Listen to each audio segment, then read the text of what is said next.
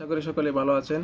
তো আজকে একটি গুরুত্বপূর্ণ জিনিস আমরা দেখব, সেটা হচ্ছে যে আমরা যখন টেবল ডিজাইন করি কোনো প্রশ্নের ক্ষেত্রে অথবা এখানে যে পরীক্ষার সময়সূচি, পরীক্ষার রুটিন করার ক্ষেত্রে, এসব ক্ষেত্রে এগুলো অনেক কাজে লাগে। যখন টেবল ডিজাইন করি তখন টেবলের মাঝখানে যে লেখাটা আমরা দিতে চাই সেটা হচ্ছে আমরা সবসময় এই হোমে যখন থাকি আমরা মাইক্রোসফট ওয়ার্ডের, তখন তিনটা উপরে অ্যালাইনের জন্য তিনটা জিনিস থাকে। একটা হচ্ছে শুরুতেই, যেমন আমি এই লেখাটা এটা আছে এখানে, যদি আমি শুরুতে চাপ দেই তাহলে এটা বাম সাইডে চলে আসে, আর যখন মাঝে দেই তখন মাঝখানে আসে, আর যখন ডানে দেই তখন ডান পাশে থাকে।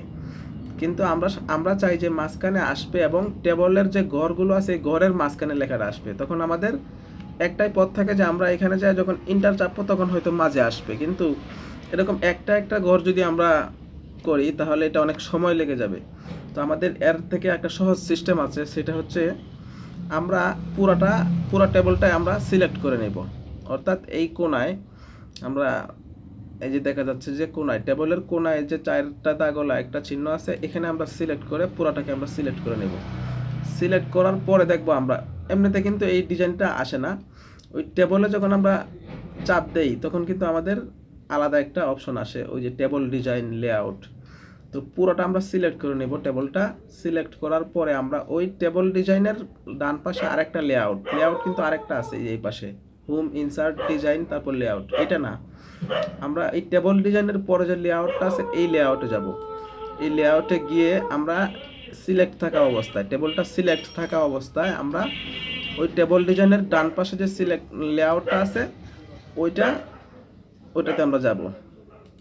যে এখানে লেআউটে আমরা গেলাম, লেআউটে গিয়ে এই যে দেখেন এখানে 9টা অপশন আছে এরকম। এখানে আমরা লেখাগুলো কিভাবে অ্যালাইন করব এটা দেখানো যাচ্ছে এখানে, বা দেখানো হয়েছে। তো এখান থেকে আমরা এই মাঝের যে অপশনটা আছে, অর্থাৎ উপরে 3টা নিচে 3টা রেখে মাঝের যে লাইনটা আছে, এই মাঝের লাইনের মাঝের জায়গাটা আমরা ক্লিক করলে আমাদের সবগুলো লেখাই দেখবেন যে এখানে সবগুলো টেবলের প্রত্যেকটা ঘরের উপরের সাইডে লেখাগুলো আছে, এগুলো সব মাঝামাঝিতে চলে যাবে।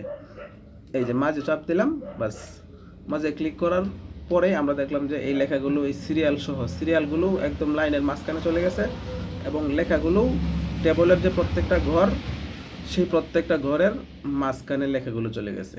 তো অনেক সহজ বিষয়টা, কিন্তু না জানার কারণে অনেক সময় লেগে যায়।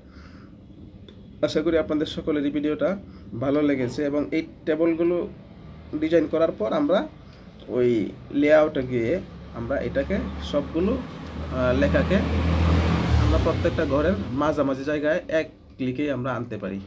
ধন্যবাদ সবাইকে ভিডিওটি দেখার জন্য। আসসালামু আলাইকুম ওয়া রাহমাতুল্লাহি ওয়া বারাকাতুহু।